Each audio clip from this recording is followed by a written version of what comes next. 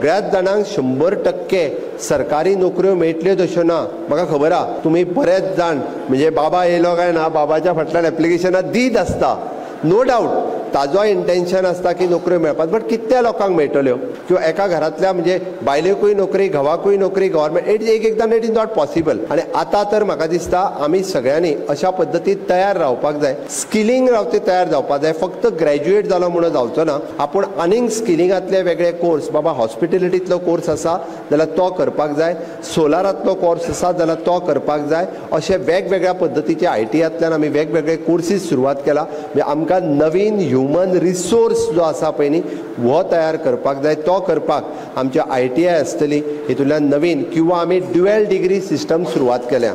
म्हणजेच एखादे चली जर ग्रॅज्युएट करता जाल्यार त्यांनी पॅरलली म्हणजे ह्या वर्साच्यान ITयेतूय एडमिशन घेवं येता आनी ताका ड्युएल डिग्री म्हणटात। म्हणजे तुवें सर्टिफिकेट कोर्स ITयांतल्यान कर आनी तुजें ग्रॅज्युएशन पॅरलली कंप्लीट कर। इलेक्ट्रिशियन कोर्स तूं हेवटेन ITयान एडमिशन घे आनी तेवटेन तुजें ग्रॅज्युएशन कंप्लीट कर, ह्यो दोनूय डिग्री वांगडा घेवं येता। की हांवें सगळ्या लोकांक बरोबर घेवन आमकां वचूंक जाय।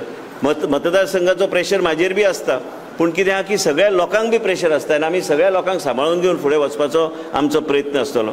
आयज म्हाका दिसता ऑफिशियल प्रोग्राम जर म्हटल्यार म्हाका दिसता आयज हो लास्ट आमच्या मतदारसंघात प्रोग्राम आसतलो, ते नंतर इलेक्शनाच्यो गोश्टी त्यो वेगळ्यो।